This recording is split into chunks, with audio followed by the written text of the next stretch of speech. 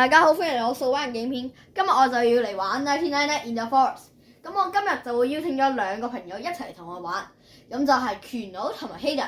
希仁係新面孔嚟嘅，所以你哋都唔會太認識佢。咁我哋今日咧個挑戰就係整一個真係好無敵嘅堡壘。咁我哋廢話少講，快啲開始。咁我哋就足夠嘅材料啦，咁我哋而家就開始整。咁我哋首先要應該好多木啦，買晒佢啦，買，然之後我哋今次會圍細啲，因為驚佢材料唔係好夠。咁我哋而家開始圍啦。圍啊，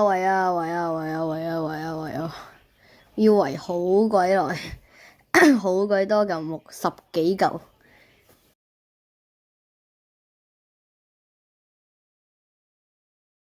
哇，好鬼力咁，點解？哇，好力！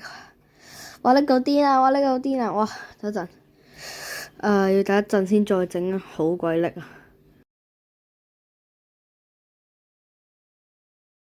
而家終於順暢翻少少，哇！點解仲係咁叻？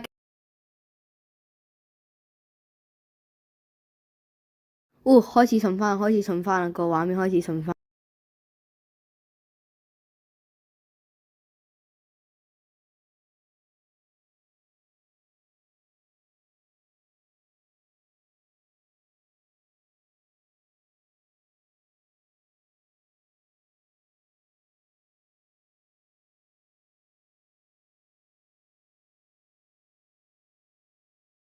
咁大致上就係咁樣啦，我哋會裝飾一下，即係整多啲嘢。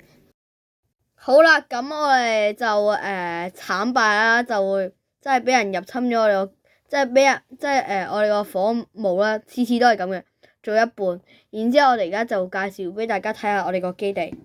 我哋基地就大概應該係咁啦，呢度就入口，然之後呢度喂，然之後呢度就有個基地，然之後呢度就係個火啦，然之後呢度都有好多鐵嗰啲，然之後床、小朋友、地圖，然之後避雷針，咁我哋就會咁樣側身入去，然之後咁樣入去，然之後呢度就係放嘢食，咁樣就會自動煮啲菜。咁我哋今次嘅挑戰就嚟到呢度，咁多謝大家嘅收睇，咁我哋下次再玩，拜拜。